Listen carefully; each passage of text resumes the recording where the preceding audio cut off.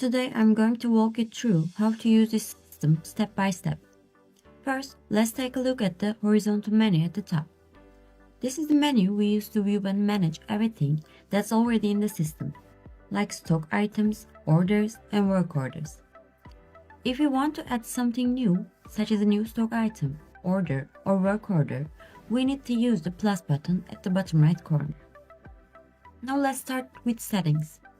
Under General Settings, we can set up company information and configure how the system operates. From here, we can set default preferences, change the prefixes for orders, purchases, and work orders, and define estimated delivery times. For example, when we create a new work order, it will be generated with a code like PO1, and the numbering will increase sequentially. Estimated delivery times we set here will be automatically assigned when creating a new work order or order, but they can still be adjusted later. Next, we have the operations section, where we define the manufacturing steps that products go through. When we added a stock card, we can select these operations to create an organized workflow. The resources section, on the other hand, represents the locations where these operations take place. Here we can also assign costs to resources, which helps the system calculate operational costs.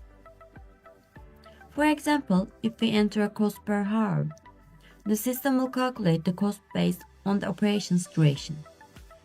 If the cost is fixed per unit, we should not use the Use Actual Costs option and instead set the duration to 1 hour to ensure a fixed per unit operation cost.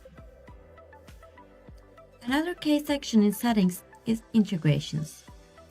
If you are using any of the listed third-party programs, you can click the Connect button to integrate them with the system.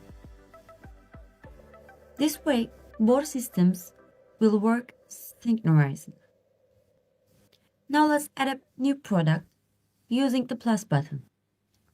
After entering the product name, the stock card editing screen opens, where we can make adjustments like currency and unit selection. After saving the stock card, we move on to the recipe section to add materials. Clicking the plus button here opens the stock list, where we can search by stock name or code. Let's select 2 raw materials that we previously added and click Apply. Then we can adjust the quantity and waste percentage before saving the recipe. Now let's go to the operations section and add the operations required for manufacturing this product. Once added, we save it. Before placing an order, we need to create a customer or supplier in the system. Clicking the plus button, we can choose whether to add the entity as a customer, supplier, or both. If we select customer, it will only appear in the sales order list. If we select supplier, it will only be available when making a purchase order. If we leave this field blank, we can use the entity for both sales and purchases. Once all details are entered, we save it. Now let's create a sales order using the plus button. We select customer, fill in the details, and add the product along with the quantity and price. The system warns us that there is no stock for either the product or material. We still save the order, and once saved, the Produce button becomes active. Clicking Produce automatically generates a work order with the correct recipe and operations from the stock card.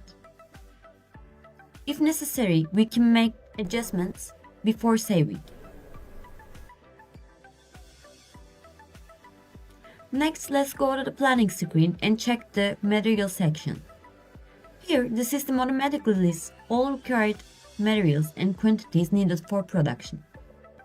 If you are using an accounting software, any purchase you make there will automatically sync with the system. Alternatively, we can create a purchase order directly in the system by selecting the required materials and a supplier. After finalizing the details, we save the purchase order. Now let's go to the buy section in the horizontal menu. Here we can receive the purchase raw materials, which will add them to our stock. In the work order section, we can now see the materials have been updated, meaning production can start. We can complete the work order using the complete button, or go to the production screen to track and manage operations step by step. In the production screen, the blue button starts the production processes. We can also pause or complete it as needed. Let's finish the process now.